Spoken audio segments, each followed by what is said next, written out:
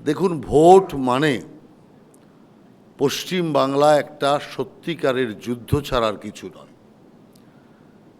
আমি প্রথম আপনাদের বলতে চাই, যারা খুব রাজনীতির খবর রাখেন তারা কি কেউ বলতে পারবেন যে একদম কোন কোন রাজ্যে এসআইআর চলছে?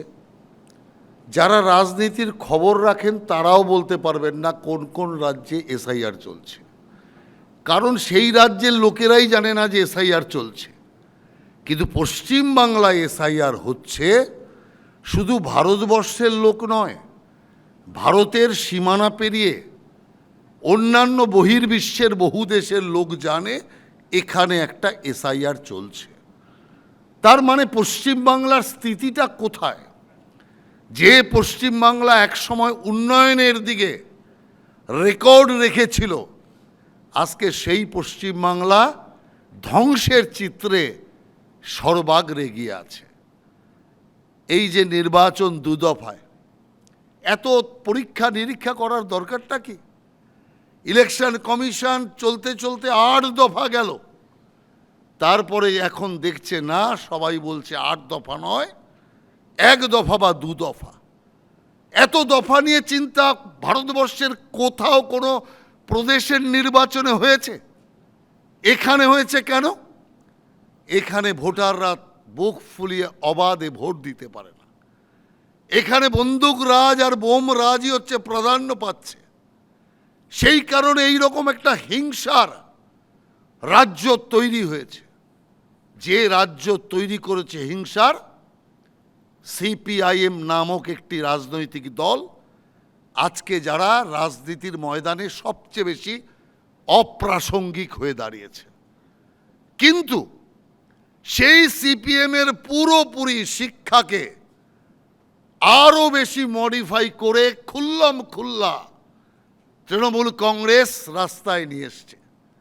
সিপিএম একটু আড়াল থেকে করত, আর তৃণমূল কংগ্রেস দেখছে যখন ধরা পড়ছি, জেলে যাচ্ছি, চাকরি চুরি করে হোক বা অন্য কিছু করে হোক, জেল যাত্রা হচ্ছে, আর জেল থেকে বেরোচ্ছি, মালা দিচ্ছে লোকেরা। অতএব আর চিন্তার কি আছে? কার্যকর্তারা মালা দিচ্ছে চোরকে। যেখানে এইরকম জিনিস পরিষ্কার প্রকাশ্যে মানুষ দেখছে, সেই রাজ্যের সংস্কৃতি সরকারি পার্টি এই জায়গায় নিয়ে এসছে। কি দেখলাম আমরা পরিষ্কার দেখলাম যে ব্রিগেড প্যারেড গ্রাউন্ডের মিটিং হবে, প্রধানমন্ত্রী আসছে, সেখানে এক মন্ত্রীর বাড়িতে আগে থেকে এনে সমস্ত মস্তানদের ঢুকিয়ে রাখা হলো, মন্ত্রীর বাড়িতে পাথর রাখা হলো, এবং ভেবেছিলেন পুলিশ প্রহরায় আছে, মন্ত্রীর বাড়ি আছে। ওখান থেকে বেরিয়ে হামলাকারীরা যদি বিজেপি কর্মীদের বাসে হামলা করে, বিজেপি কর্মীরা ছত্রভঙ্গ হবে, ধীরে ধীরে ব্রিগেড প্যারেড গ্রাউন্ডের মিটিংটাই নষ্ট হবে। প্রধানমন্ত্রীর মিটিং নষ্ট করবার জন্য তৃণমূলের সেই ষড়যন্ত্র ব্যর্থ হয়ে গেল কখন? যখন বিজেপির কার্যকর্তারা রুখে দাঁড়ালো, ঢিলের বদলে পাল্টা ঢিল যখন মারতে শুরু করলো। মন্ত্রীর বাড়ির কাজ ভেঙেছে, মন্ত্রী চিৎকার করছে, আমার বাড়ির কাজ ভেঙেছে। গোটা বাড়িটা যে ভেঙে যায়নি, এটাই ওর সৌভাগ্য। সেই কারণে যদি সভ্য সরকার থাকতো, একটা অসভ্য বর্বর সরকার, যে কারণে মন্ত্রীর বাড়িতে সন্ত্রাসবাদীদের আশ্রয় দিয়ে সেখান থেকে পাথর বৃষ্টি করানো হয়, যেটা আমরা কাশ্মীরে দেখতাম, সন্ত্রাসবাদীরা পাথর বৃষ্টি করত, একই সন্ত্রাসবাদী কাজ মন্ত্রীর বাড়ি থেকে হচ্ছে।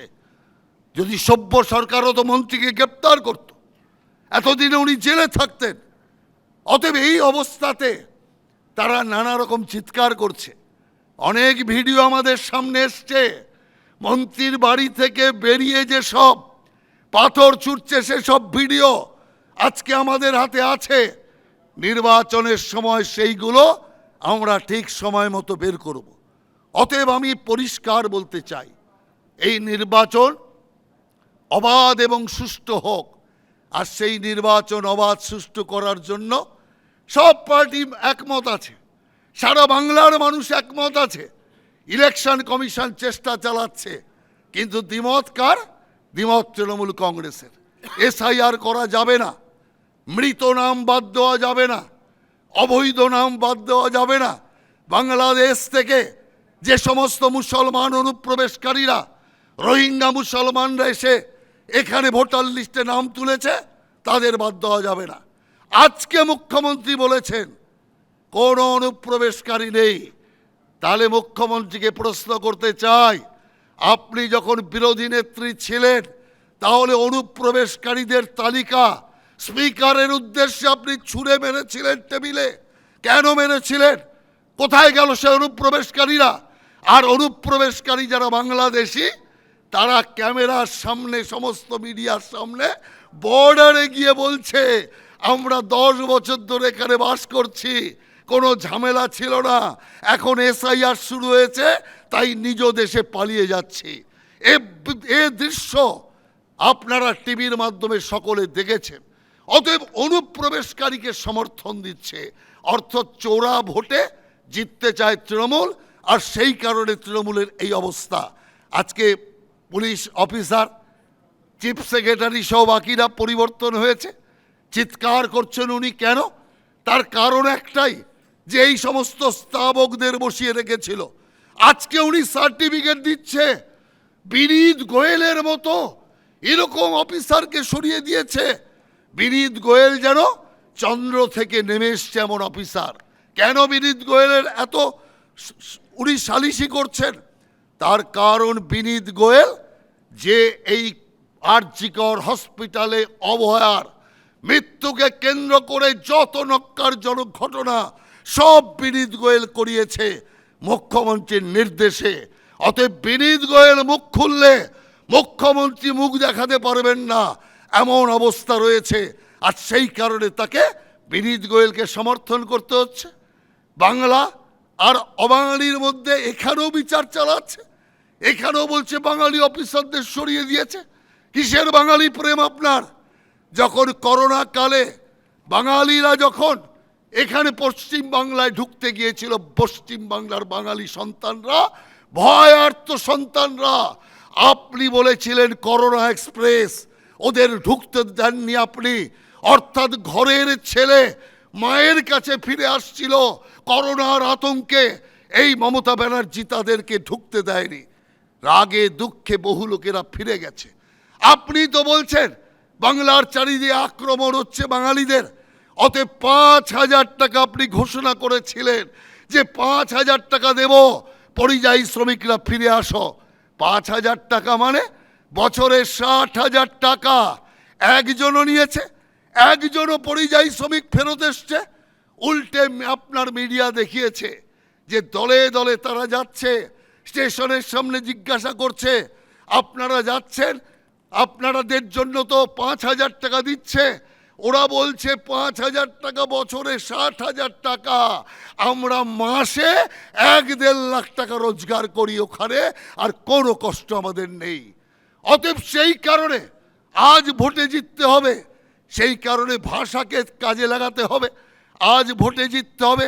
সেই কারণে কত ভয়ঙ্কর কথা মুখ্যমন্ত্রী বলছে।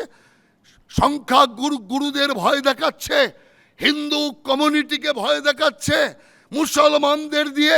মুসলমানরা কি তৃণমূলের গুন্ডা? আমি মুসলমান সমাজকে প্রশ্ন করতে চাই।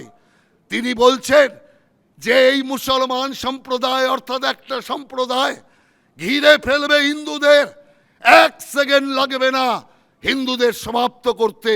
এ মুখ্যমন্ত্রীর কথা? মুখ্যমন্ত্রী উল্টো কথা বলবে? তারা এই জাতীয় হিংসাত্মক কথা হিন্দুদের ভয় দেখাচ্ছে মুসলমানদের দিয়ে। আমি মুসলমানদের প্রশ্ন করতে চাই, আপনারা সন্ত্রাসবাদী এ কথা মমতা ব্যানার্জি বলছে, আপনারা গুন্ডা এ কথা মমতা ব্যানার্জি বলছে, এটা মুখ্যমন্ত্রী বলতে পারেন? আর আজকে কি বলছে মুখ্যমন্ত্রী? আজকে বলছে রোজার মাস আছে, দাঙ্গা লাগবে, দাঙ্গা লাগবে। অনেক চেষ্টা করেছিল দাঙ্গা লাগানোর, দাঙ্গা লাগাতে পারেনি। এই যে আপনার এই যে মুর্শিদাবাদের বেলডাঙ্গায় যে দাঙ্গা হলো, সেই দাঙ্গার এনআইএ তদন্ত হচ্ছে। রাজ্যবাসীর করের টাকা নষ্ট করে বারবার সুপ্রিম কোর্টে গিয়ে এনআইএ ইনকোয়ারি আটকাতে চাইছে কেন মুখ্যমন্ত্রী? এনআইএ ইনকোয়ারি যদি হয়, যদি ধরা পড়ে তো দাঙ্গাবাজরা ধরা পড়বে, দাঙ্গাবাজ ধরা পড়লে মুখ্যমন্ত্রীর কি আপত্তি? কিন্তু মুখ্যমন্ত্রী জানছে দাঙ্গাবাজ ধরা পড়লেই ওনার কানেকশন বেরিয়ে যাবে, সেই কারণে এনআইএ তদন্তকে আটকাতে চাইছে। আর ঘন্টা বেজে গেছে, সেই কারণে পরের ঘন্টা বাজার আগে আমি শেষ করতে চাই। একটা কথা পরিষ্কার বলতে চাই, যেটা লেখা আছে ওনার যে সাবজেক্টে, সেটা হচ্ছে ভবানীপুরের নির্বাচন। নন্দীগ্রামে হার হয়েছে, ভবানীপুরে এবার সেকেন্ড হার হবে। আর তারপরে শুভেন্দু অধিকারী তৃতীয়বারের জন্য আবার হারিয়ে মমতা ব্যানার্জির হারের হ্যাটট্রিক শুভেন্দু অধিকারী করবে, এটাই হচ্ছে আগামী দিনের ভবিতব্য। সেই কারণে শেষ পর্যন্ত মমতা ব্যানার্জি ভবানীপুরে লড়বে কিনা, এটাই সবচেয়ে বড় প্রশ্নচিহ্ন। মাঝখানে দেখবেন ভবানীপুর থেকে কোথাও সরে গিয়েছে, কারণ নন্দীগ্রাম থেকে পালিয়ে ভবানীপুরে এসছে। ভবানীপুর থেকে কোথায় পালাবে, এটাই এখন সবচেয়ে বড় প্রশ্ন, আর তার দিকে আমরা তাকিয়ে আছি। সেই কারণে বাংলার মানুষকে আমরা বলবো, হিংসা আর চুরি, ডাকাতি, লুট, এতে আপনারা কোনোভাবেই মন দেবেন না। নির্ভয়ে ভোট দিন। নির্বাচন কমিশন ভোটের জন্য চেষ্টা করছে, সে ভোট যদি আপনার ভোট যদি বিজেপির বিপক্ষে যায়, তবুও আমি আর সেই ভোটকে মাথা পেতে নিতে প্রস্তুত আছি। কারণ আমরা চাই আপনি বিজেপির বিরুদ্ধে ভোট দিলেও আপনার নিজের ভোট আপনি নিজে প্রয়োগ করুন, নাগরিক অধিকারকে আপনি প্রয়োগ করুন, কিন্তু আপনার নাগরিক অধিকার যাতে অন্য কেউ হরণ করতে না পারে। এই এবিপি আনন্দের প্ল্যাটফর্ম থেকে আমি মানুষের কাছে এটাই আবেদন করতে চাই, নিজের ভোট নিজে দিন, পশ্চিম বাংলায় কে বাঁচতে দিন। এই আওয়াজ আমি আপনাদের সামনে তুললাম, আপনাদের হৃদয়ের সামনে প্রশ্ন তুলে আমি আমার এই সংক্ষিপ্ত নিবেদন শেষ করছি। নমস্কার। এবিপি আনন্দ, এগিয়ে থাকে, এগিয়ে রাখে।